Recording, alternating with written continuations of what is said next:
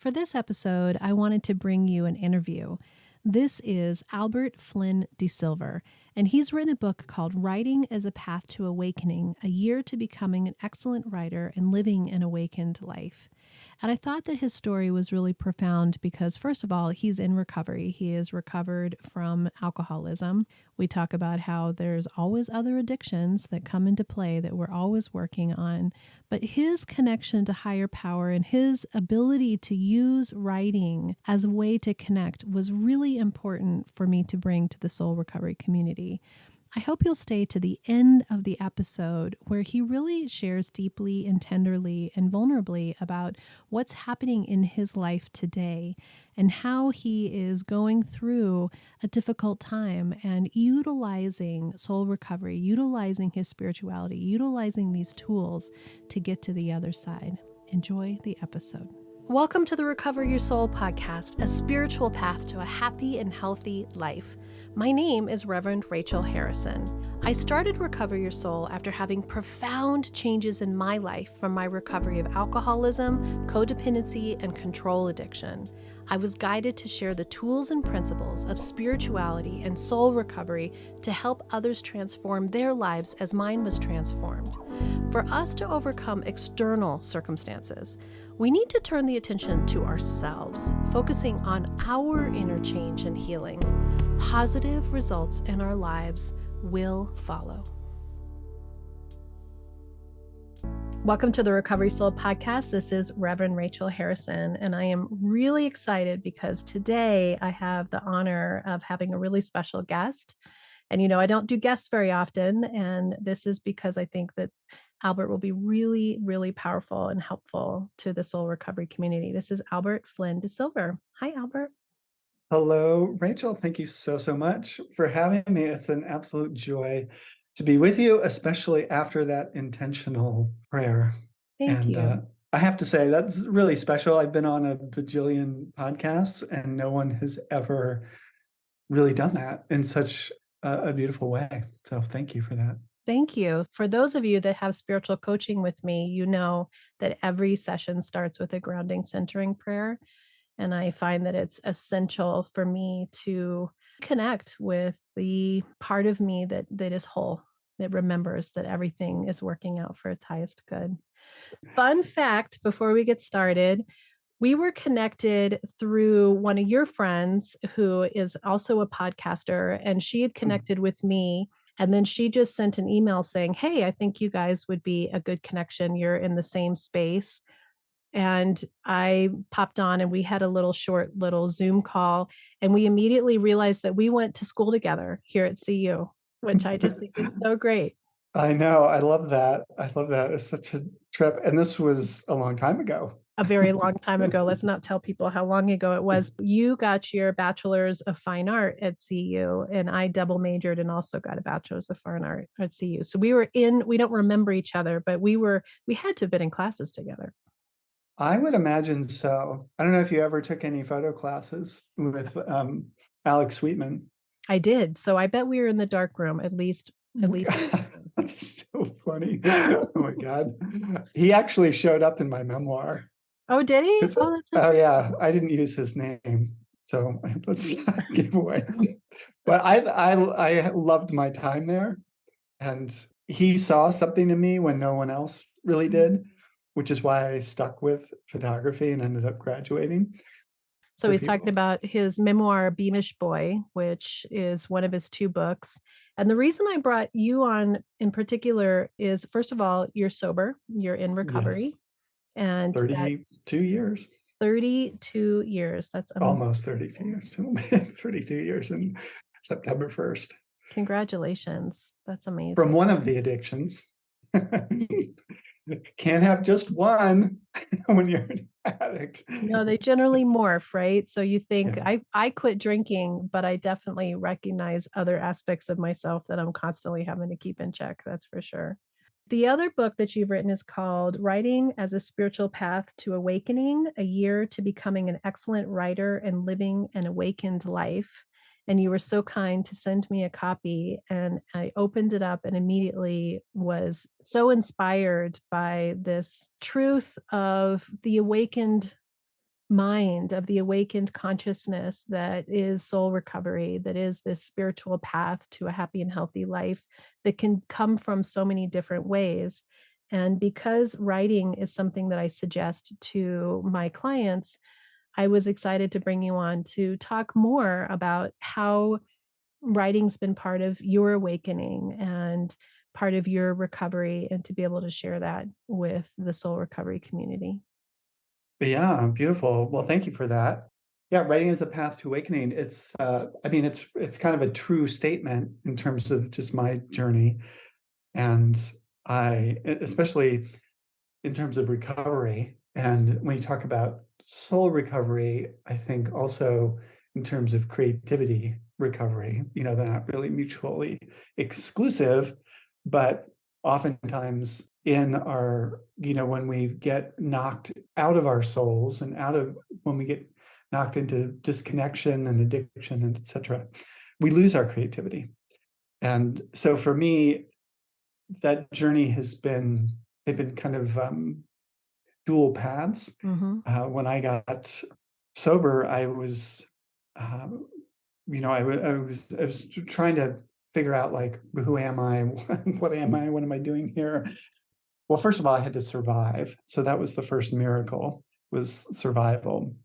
And then I had never really thought about writing. It was photography and trying to see the world in a unique way that brought me back towards the center.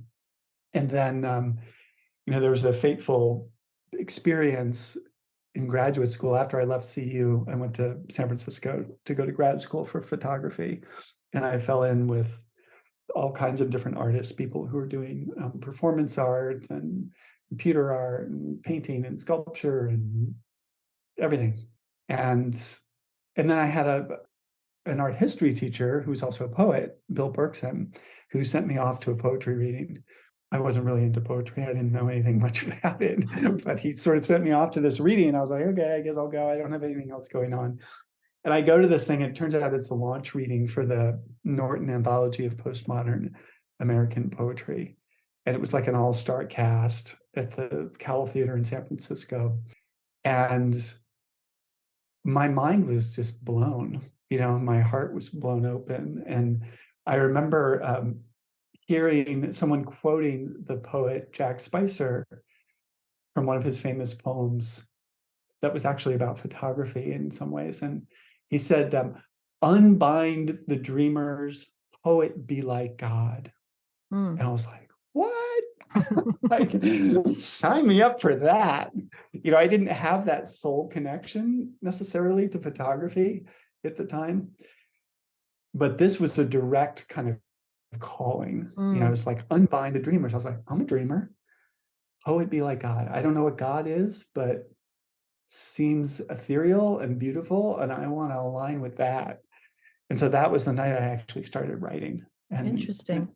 And were you yeah, sober yet? This is right after you had quit drinking, that you were having this opening up of your awarenesses, the ability to see things differently, feel things differently? yes, yeah. So I had been free of drinking. There were other substances that came into play around that time, but I wouldn't describe them as addictive. I didn't have an addictive relationship to them. And that's a whole nother story that we Right. can talk about if you want. But um, yeah, I was, for all intents and purposes, I was sober and confronted with like the immediacy of my wound, Yeah. I will say. I think when we wake up, when we have that moment where we stop using what felt like the solution, when we stop Hmm. using the thing that, for me, drinking initially wasn't because I wanted to shut down and be away from pain. It was fun, it was Right. celebration. And then it Hmm. quickly became a way to cope with the hole in my heart. Mm. And then I was 48, so I've only been sober for 5 years. You've got all those years, but I found that there was this opening for truth to speak to me that I couldn't hear before. And Hmm. And I think it's so profound how that happens, those little moments, that phrase that just opened that window for you. Yeah, and this was also right around the time that I met a friend who sent me to Spirit Rock, and she was going to sit at this place called Spirit Rock Meditation Center. I didn't know anything about meditation or what that was. And it was this Monday night thing in a trailer out in the San Geronimo Valley where I now live. And there was Jack Kornfield holding court and teaching about compassion and Mm. loving kindness and being with yourself and stillness. And all these things were like totally alien concepts to me because I was just so, amped up and in my head, totally Mhm. disconnected from my heart. And then I remember one of those early times that I went there, he devoted this whole Dharma talk to poetry. Mm. And I was like, oh, this is like I'm getting it from all sides. This poetry thing is totally coming at me. All I could do was listen and surrender into that to the best of my ability at the time. So And poetry was your first avenue into writing. On your bio, it says that yes. you were poet laureate for Marin County. So, I mean, that's a huge deal. Yeah, that came later, not until Mhm. 2008. But yeah, I got heavy into poetry after that reading, which I believe was in 1994. I just hit the poetry bandwagon. I bought the anthology. I started buying books from all the poets that I liked in the anthology. I started going to readings in San Francisco. I started writing myself, and then I heard about this organization called California Poets in the Schools. They hire professional poets and they bring them into the classroom to teach kids not about poetry or to recite and memorize poems, but to write their own poems from their own experience. And I was like, wow, that's freaking awesome. I want to do that. So I started hovering about and going to their workshops and readings and things. And eventually I ended up training with and got a mentor. And within a couple of years, I was in the classroom teaching poetry.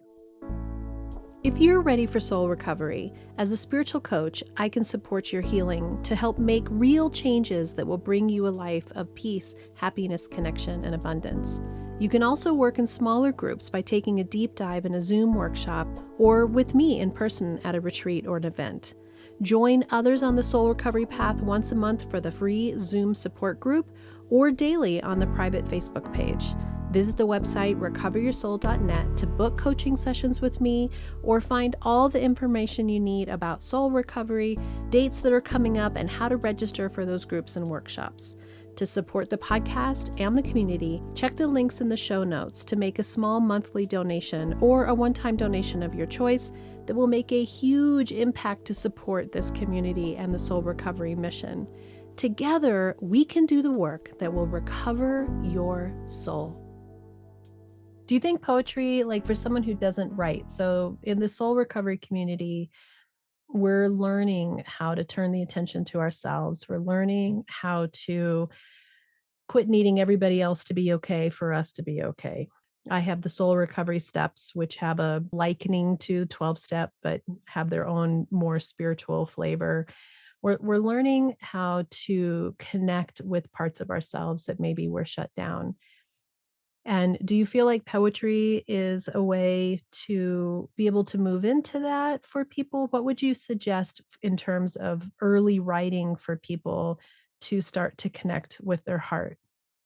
Absolutely. I mean, how do I know what I think or what I feel unless I write it down? Mm. I mean, I suppose you can sing it, you can record it auditorily, but there's something about the process and the practice of writing. I talk about this a little bit in the book about how writing is one of our most intensive points of focus and attention that we have as human beings.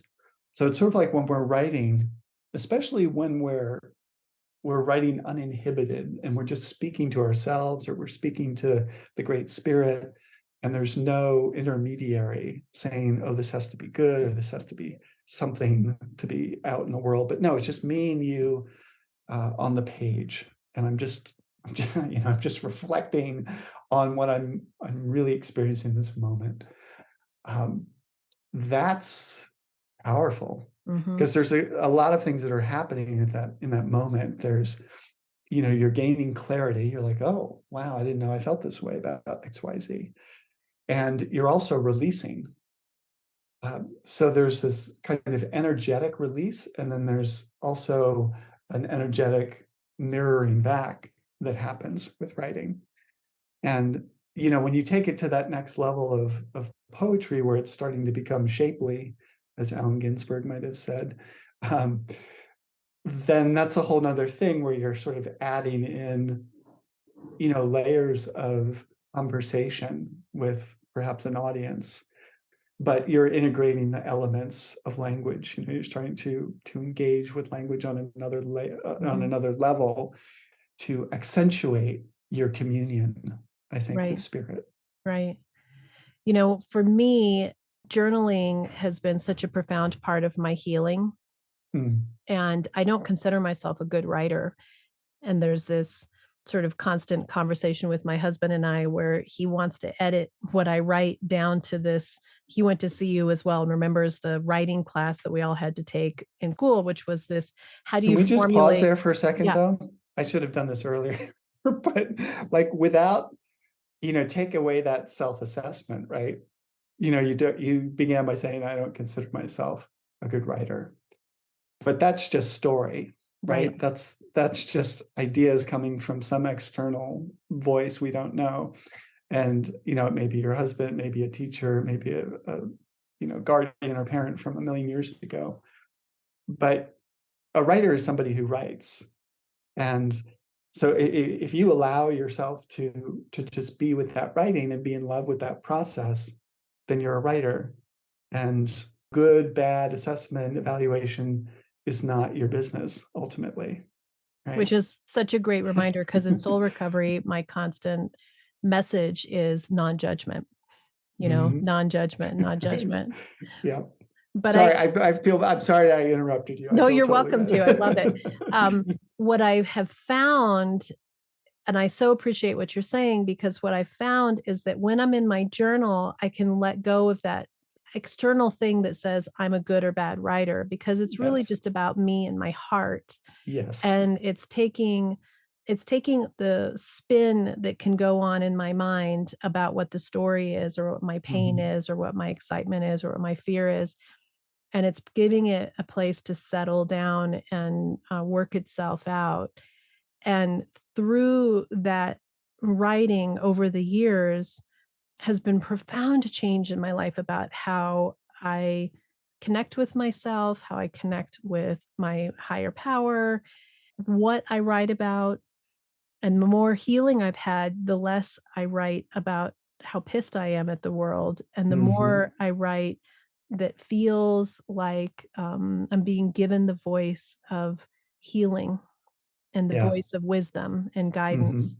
And then that's given me more strength, more compassion to myself to go out in the world and write from that soul recovery perspective that is let go of my husband's wanting to edit my stuff down to some academic something, and have more ability to say, this is my voice, this is how it sounds, and I don't want to take away my voice. I don't need it to look academic. Right. Right, right, right. Yeah. Do you know, I perfect example of this. I mean, there's so many great examples. My friend Rosemary Watola Tromer, great poet, and she writes a poem a day, no matter what, and Wow. sends it out into the world. And she's been doing this for years. And it's amazing the consistency of truth and authentic voice. I think of someone like Rupi Kaur, who's now like a million times over bestseller. Hmm. Started just writing very simple, very beautiful, immediate, raw. Well, they read kind of journalistically, like private journalistics, but then they have this echo and this flavor that we can all relate to. And fast forward 10 years and she's on tour in cities all over the world. I Mhm. don't know if you know her work, but she's a force of nature, just incredible. I'll have to look it up. I love that. I'm learning so much more about everything, that it makes me want to gobble up and soak up. And one of the things I was reading in your book, Writing as a Path to Awakening, one of the things I love about this book is that it isn't meant to be sat down and digested in one sitting. It's really intended to give yourself a year, which is what it takes for awakening. It takes Mm, time to awaken. It takes at time least.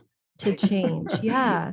So just to go back to my original thought, which is in the February, you talk about different ways of reading that you can skim and dive in deep. You use a swimming as the idea around it. And I loved that because I feel like I'm so desiring to get information. What I got from that is I got permission to not take the deep dive into everything. The Mhm, reminder that you can just skim over some content, because I feel like there's a part of me that feels like I need to really hunker down and digest into everything, and I don't have time. mhm. Yeah, so there's that element of savoring. So I did create this framework just so that people could pace their development around both the writing and the meditation as a complementary dual path, and that it's not a rush. We're not rushing to the finish line. There is no finish line. And and yes, it's a year, but it could be 10 years, it could be 100 years, it could be 100 lifetimes. Mhm, But may this be a springboard in this lifetime to just new ways of thinking about the possibilities, for you as a creative person, and not just for writing, but for other arts. There's a couple of different exercises, one in particular around photography, which I think we already mentioned, one of my great loves of mhm. just using photographs to kind of launch into ideas and feelings around being in the world.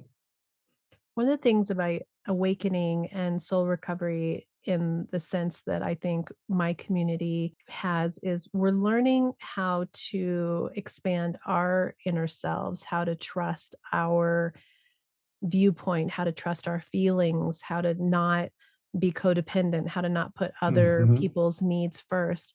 And creativity is such a great marker for that, because so often we're taking care of the whole world and then we don't do for ourselves. And then people mhm, think like, oh, to be creative, I need to be a great painter, or I need to be a great photographer. And in soul recovery, what I'm constantly trying to remind people is that this is unique to you. And it doesn't have to be something that is recognized or approved of in the world. It's really mhm. for your own inner experience, and to learn that we can have our own inner experience, and that's valid, and that we are worthy in it, and that we are fulfilled in that, to not even Mhm. need somebody else's recognition. And so Yes. I love that creativity allows for that avenue of self-learning and self-love and self-expression. Yes, absolutely. And the only way that I know of to get back to that is through silence and stillness. Mm, If we consider there is so much noise in the world these days, especially online and with computers and our phones and billboards and all this information, to be in silence, to reconnect with that still small voice within, right? Which is giving us this conversational portal to our soul. We need that silence. We need that stillness, and it's rare in this day and age, and we have to claim it because we deserve it. I think it brings us really back to our humanity. I think part of a lot of the destruction that we see in the world, the world, when I say the world, I mean like the media world and the political world and all of those structures. There's so much damage there because people are totally consumed in mhm. information. They're totally responding and reacting constantly to externals, and they're completely disconnected from the internal, from the silence and stillness. I think they're terrified of it, honestly. Well, we don't know how. We don't know how. I know people who say, "I don't wanna meditate because I don't wanna actually hear what's going on inside of there. Right, We're afraid right. of it." But one of Yes. the things I loved, just looked at the book that I wanted to touch on was some people think of meditation purely as that sitting in the silence and that you're supposed to, wipe everything from your mind, which I'm always saying it's not about wiping, it's about learning how to come back, learning how to be mindful. But you also have like the February chapter has a reading meditation. Hmm. So tell me about the different kinds of meditations that you've used in your life to help you in your awakening. Yeah, so there is periods of silence, and of course, it helps to be guided. So I do a lot of guided meditations. There's guided meditations in the book. I think lead-in words can be very powerful, especially when they're well intended. Your prayer to begin this podcast was a perfect example of that. That sets the tone, it sets the intentionality. It brings us to a place of entry, gentle entry. And I think it's just a balance point, really, of not allowing things to be, allowing us to be guided in, but not cluttered about Mhm, after mhm. that, and Do so, you but think it of does, writing as a meditation? that's an interesting question. I get a little uncomfortable when people talk about, gardening as meditation or writing as meditation or there's certainly these activities, they have a kind of concentrated quality to them or a meditative quality to them, because you can get immersed and you can kind of go into a certain kind of flow state. But I do like to qualify it as is different, not better than, but just simply different. There's something very different about sitting in stillness and in silence and being with your breath, being with that uncertainty, being with whatever emotion is true for you in this moment, being with whatever sensation is in you in this moment, and allowing yourself to expand around that and to look a little more closely at that. Mhm. Um, and to do that, I do think it's very important to do this slowly and with support, because as simple as it is, it's not for the faint of heart. Like it can be, especially for those of us who have experienced trauma and abuse and violence, it can be really intense. I remember I tell this story about that these first time I did a day-long retreat at Spirit Rock, and I was probably 27 years old or 26 years old or something, and I was the guy in the back of the room curled up in the fetal position, just bawling my eyes out for no reason during the meditation. Mhm. And it was because my nervous system finally got quiet enough to experience the true grief and the Mhm. true sadness of being disconnected from family and all of it. So it helps to just get a lot of support around it. Yeah. To go for 5 minutes, to go for 2 minutes, and then build up until things start to expand. Yeah, I love that reminder that it doesn't have to be hours long and it doesn't have to No, look a certain way, no, that no, no, no. that just starting little bits at a time is all that you need. And do you still I know for me, I'm still figuring it out in such a profound way. I feel like my life continues to unfold deeper layers of awakening and awareness. What does that look like for you in terms of your craft and your way of connecting with your higher power? What does that unfolding and continued journey look like? It's that's a great question. And this is kind of hard to talk about for me, but I'll do it anyways because we can do hard things. Mhm. Right? Isn't there a podcast with that name? Glennon Doyle's podcast. Oh, that's Yep. right. Mhm. That's where it is. Yeah, it's we were talking earlier about going from one addiction to another. So I know that I'll never drink again. Like I have no desire for alcohol. I see it as a poison for me. And so that's easy.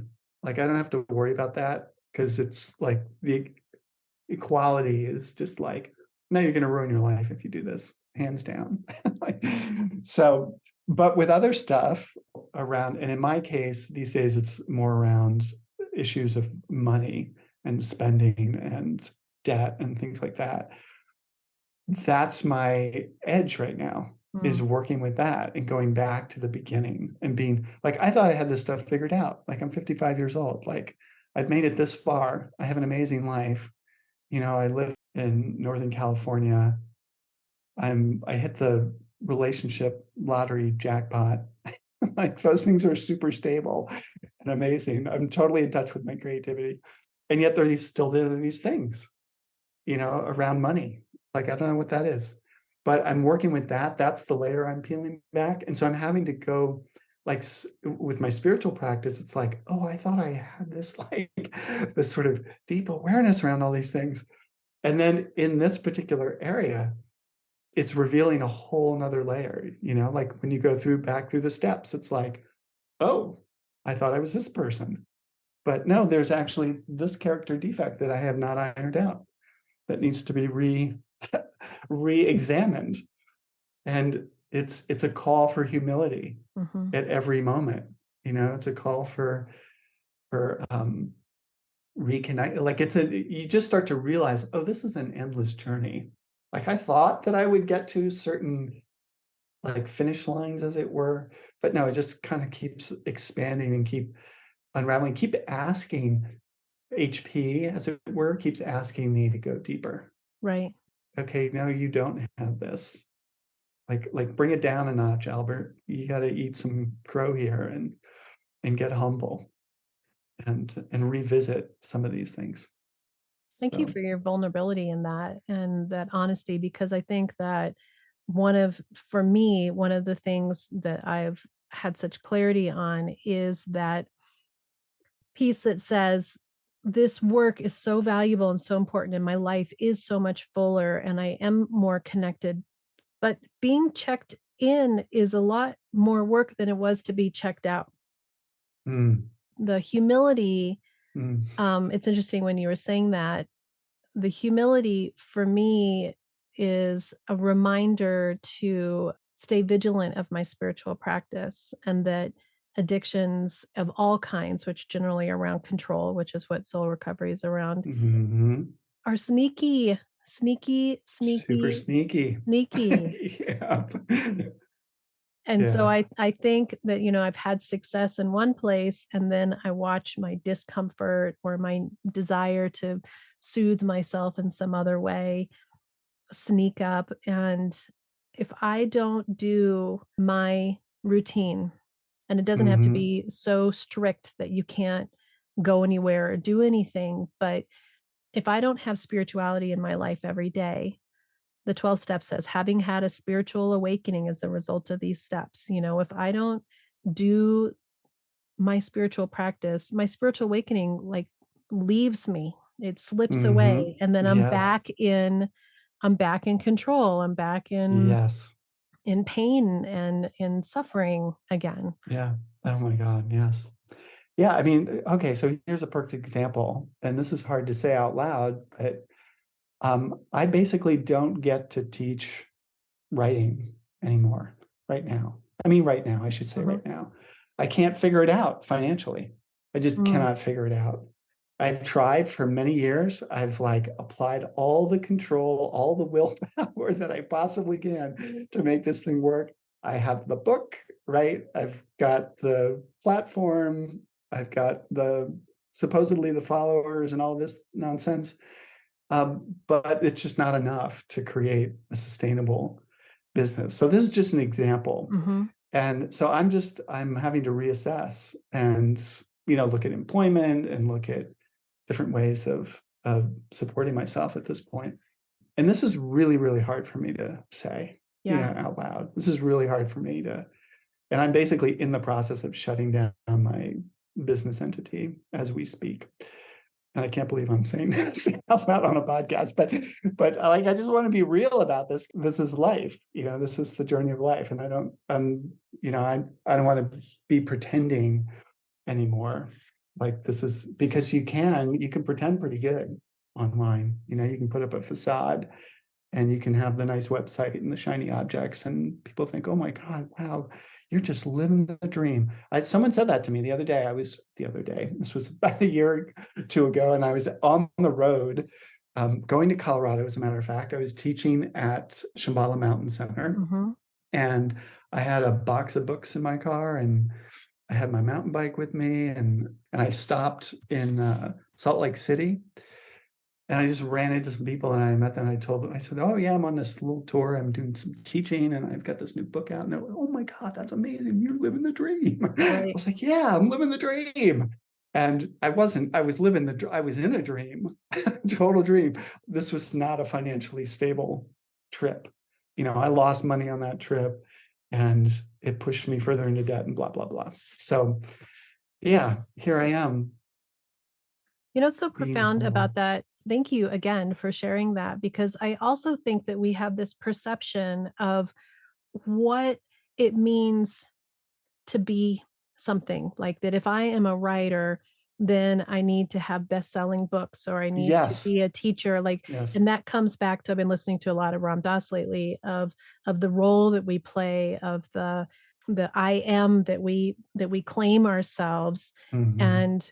And yet from the spiritual perspective, there's the truth that it's unlimited, right? That we can Mhm. have and be and do whatever we desire. And yet I think sometimes our desire gets pinpointed on a pinpoint that feels like that's what society says to be a success. Albert, for you to be a successful writer, you have to have this thing, versus Totally. what if writing is the opening of your awareness and touching people's lives, and it doesn't mean that that it looks a particular way. Right. I've let go of this in my own thing, which is I don't make a ton of money doing what I do, but I'm helping people, and that means more to me than anything else. And at this Absolutely. moment, I'm providing my part of the family budget that is my responsibility, but that may change, but am I Rev Rachel, and this is my, I'm stamping in the dirt. This is who I am. And when I start to do that, I lose traction of what my purpose is in my own internal healing. Yeah, absolutely. 100%. I mean, I'm supposed to be a writer, teacher guy. And, I thought I would be on tour and making a living and doing all this. And I have at times, but Mhm. in the long term, it's just not sustainable. And so I'm supposed to be doing something else to manage that economic imperative. And I'll figure that out, what that is. And but it does get entangled, and when I do, and I know this from talking to people in my community and just the feedback I get, that I'm in this process of helping people Mhm. and inspiring people and supporting people on their spiritual journey, on their creative journey. And it's like, okay, where's the money? Right. And one could get all like, embittered about that. It's like, okay, well, maybe, maybe just not supposed to come from that Yeah. place. And that's okay. And that's okay. So I'm, willing to pivot and to adjust and know that there's something else out there. How are you caring for your internal self? What is the process that you're using? I mean, this is soul recovery, what you're talking about, Yeah. to be gentle to yourself, to love Yes. yourself, to still feel your value and your worth, even though this particular dream didn't end up looking like what Hmm. you thought it wanted to look like. How are you doing that way? Well, you know, what I always do, which is staying connected to my writing, which nourishes me no matter what.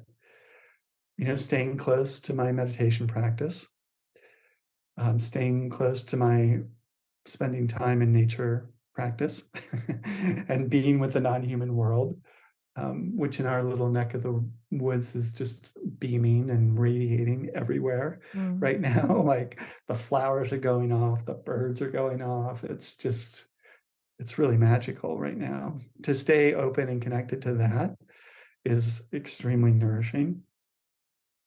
And to get out on my mountain bike, because mm, otherwise I go totally berserk. mhm. Yeah. I think what's really coming to me is that just that profound awareness of how the trust of spirit, the trust of our emotional, spiritual growth means to really allow yourself to feel all those feelings, to feel the grief, to Mm. feel the loss, and to remind ourselves that we are whole and okay, Mhm. and that we are being guided and led, and that grasping that we have, it's in all of us, this, this need to have certainty or to have it come out a certain way or to be a certain thing. And all spirituality says, if you can realize that you are nothing, you will become everything. And That's that's right. the so hard. And then when it's presented to you, here's an opportunity to learn it. You're like, I don't want to learn that. I want to learn it Right. without the lesson. Yeah. Yeah, so true. I mean, it's how to sort of balance that abstraction with your feet on the earth in the real Hmm. world with the demands of a capitalist society. You know, it's the work. It's the real work. Hmm. And yeah, it's humbling, Yeah. humbling, And humbling. And to me, I'm cautious of the word humbling in the sense that most people can let that make it feel like you're supposed to be smaller than. Mm, yeah. And my real take on his quote unquote his will, his guidance as a metaphysical minister, my take in especially in soul recovery of the power of is when we are connected to spirit, when we are connected to that knowing that we are held by love, that the humbling is the allowing the guidance of that still small voice that wants the greatest for you, wants the fulfillment for Mm, you, but we're grasping to what we thought that was supposed to look like, mhm, and allowing the belief that it's not about making you feel smaller, but leading you in a direction that may be different than what you thought, but is when you look back, you go, as we have all done in our lives, even including being alcoholics, it's like, oh, I needed that part. That was an essential piece of my mhm. learning. If I had held on tightly to this part of me, I wouldn't have gotten to where I am here today. Right, right, right, right. Yeah. Yeah, so the question that I keep coming back to is like, okay, how can I serve? Hmm. How do you want me to serve now? I was sort of imposing how can I serve onto my ideal way of serving, which, is sort of like, okay, it's a little too much elbowing in, a little too much controllingness there. Hmm. Um, so I'm really trying to ask these days, how do you want me to serve Great Hmm. Spirit? Like, what does that look like? I thought it was supposed to look like teaching meditation and teaching writing and being that catalyst for transformation for people, being that system. But I mean, it can show up in any way, shape, Hmm. or form. Can be observed if you think about certain special interactions you've had with people in the world in your daily life when you're present and when you're open to them, whether it's a janitor, whether it's a cashier, whether it's a nurse, whether it's an administrator, when you offer that transmission of love and presence in a Hmm. moment, like that's service. Hmm. It doesn't have to be like, oh, I'm here, like teacher guy with the book, Yeah. like, no, it can be, it just step back and allow it to be what it wants to be. It reminds me actually of something you said in the beginning of our talking about the photography teacher at CU, Oh, yeah. that he saw you before you could see yourself, and that he may never know what that interaction was, and that we often don't know how we're showing up for people and the profound impact that we can have on people in ways that we'll never Right. see. Well, and here's the thing about that that's very subtle. And it wasn't like, oh, Albert, you're an awesome photographer. I think you're fabulous. These are great pictures. It was more like I didn't get yelled at, right? Or I didn't get overly criticized, that there was a certain level of just kind of either calm acceptance or curiosity in that interaction. Mm-hmm. But I did feel that, that there, you know what I think he saw was that I was committed and that I was interested. That's what he saw. And I think that's a huge piece for creativity. Like if you want to make a life in creativity or in writing or in dance or in art, it's like, are you obsessed with this topic, with this subject? Are you into it? Like, are you really going to delve deeply and explore it and remain curious and stay steady on that journey? Or is it just kind of a thing you want to get a grade for and move on? You know? And just piggybacking on what we were just talking about previously, that dedication is so essential. And yet, in the end, the happiness comes from within. The Mhm. satisfaction of life comes from within. And so, our obsession over anything. I've been talking a lot about like the light and the dark of Mm. everything. So we have these character defects, these defense mechanisms, these personality traits, whatever you want to call them, and how we can get hard on ourselves for something that feels like it's supposed to be, one of our negative traits.